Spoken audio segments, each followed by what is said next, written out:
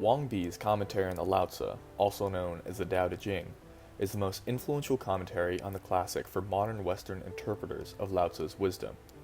As one of the earliest commentaries on the Laozi, it rivals only the Hexing Gong and Zhang Er commentaries on influence.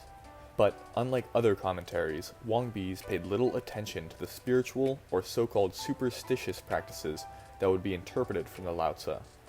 The commentary and the movement it helped create would influence Zen's predecessor, Chan, following Bodhidharma's journey east. And today, I'd like to articulate the meaning of Wang Bi's commentary.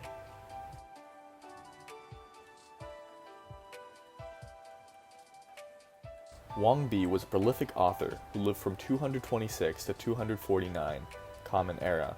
He died at only 25 years old. He wrote about Confucius's Analects, a commentary on the Book of Changes, and an essay and commentary on the Dao de Jing. Wang Bi was the second of the Xuan Shui philosophers. These scholars of the mysterious comprised a post-classical Chinese philosophy, popular from roughly 200 to 500 Common Era. They are often labeled as Neo-Daoist, but such a label can be misleading. More accurately, they were Confucian scholars who wanted to reinterpret Confucian theory to be compatible with the I Ching, or the Book of Changes, the Laozi, and the Zhuangzi. These three texts would comprise the Sanxuan, or Three Mysteries.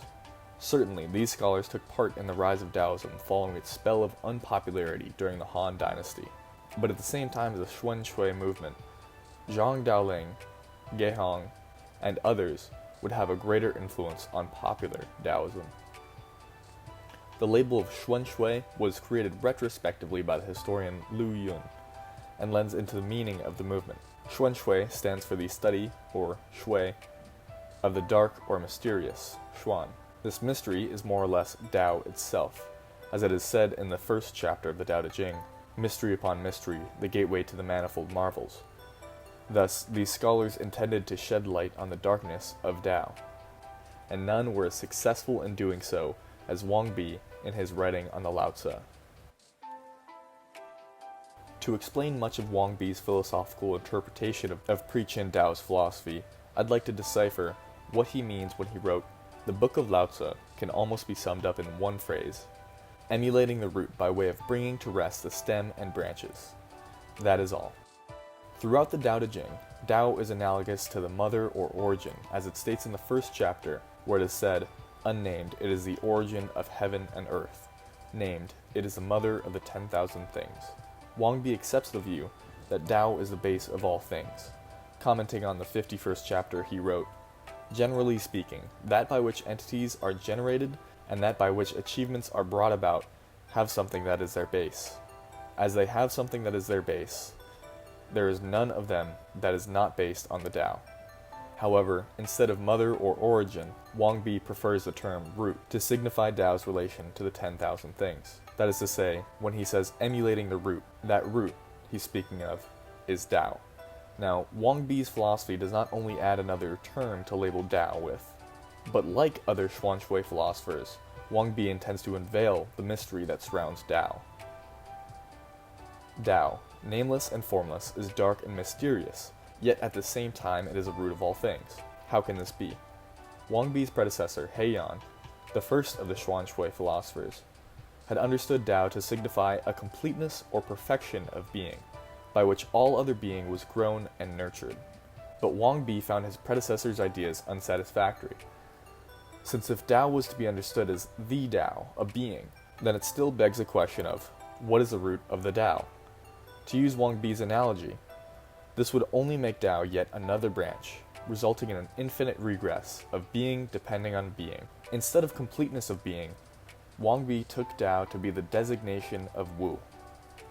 The character Wu typically indicates without or lacking in some subject, as when used in the Taoist concept Wu Wei, it means without effort, lacking action, or the like.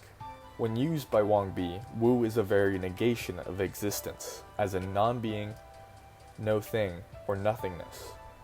Hence why Wang Bi states, as he did on the 8th chapter, that the way is negativity, or that Tao is Wu. And it is for this reason that Tao is nameless and formless, for, as Wu, it is namelessness and formlessness itself. Yet this does not cut Dao off from all things, for it is only out of what is not that comes what is. Sound can only come from silence. As Wang Bi would say, entity arises out of emptiness, movement arises out of stillness, positivity from negativity. Hence why Wang Bi states things such as, entity all begins in negativity. With Dao or negativity as the root, the 10,000 things comprise the stem and branches. All beings and things that there are have stemmed and grown out of Dao, just as sound from silence. This conception surrounding the mystery that is Dao offers an answer to the negative advice that is found in the Dao de Jing, like when it is said in the 40th chapter of the original text, "He who acts by way of the negative opposite is the one who moves in accordance with Dao." This is the sage, the one who has successfully returned back to the negative, who places himself behind only to find himself in front. To emulate the root, return to negativity, attain de virtue or one's true nature, one must bring to rest the stem and branches, as Wang Bi says.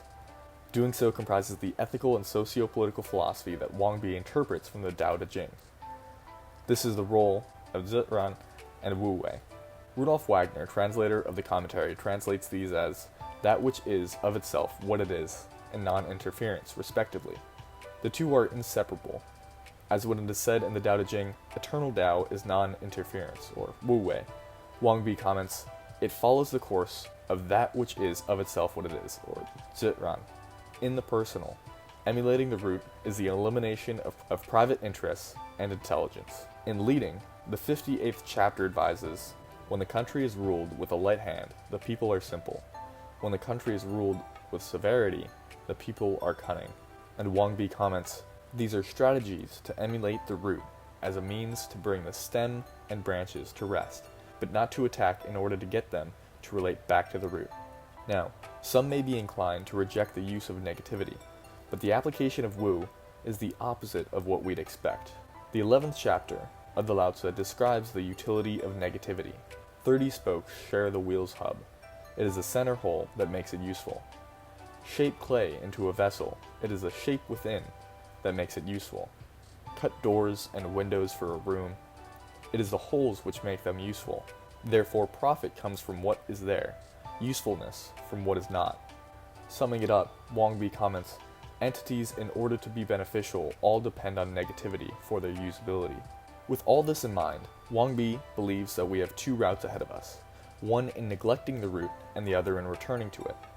He writes, by discarding the root, but going along with the branches, there will, by necessity, even if the achievements be great, some things remain unachieved. Or, if the root was emulated as the means of keeping its outgrowth, then the shapes and names of the 10,000 entities would persist in their completeness and evil would not arise. With this understanding, one should be able to make sense of what Wang Bi meant by stating that the Book of Laozi can be summed up in one phrase, that being, emulating the root by way of bringing to rest the stem and branches, along with what the Dao de Jing meant by chapter 16, empty yourself of everything, let the mind rest at peace. The 10,000 things rise and fall while the self watches their return. They grow and flourish, and then return to the source. Returning to the source is stillness, which is the way of nature. If, in our actions we utilize stillness, in our objects we utilize emptiness, in our efforts we utilize spontaneity, in our hearing we utilize silence, and in our minds we utilize tranquility, we may become one step closer on our return to Tao. Wang Bi's understanding of Wu would later on mix with the Mahayana Buddhist philosopher Nagarjuna's idea of shunyata, or emptiness, to influence the Chan and later Zen understanding of Wu as a cane that shatters numerous instances of erroneous knowledge and perception, as in the Mu koan. And now, that's all I have to talk about today. Thank you for listening. If you enjoyed, feel free to leave a like and subscribe. And until next time.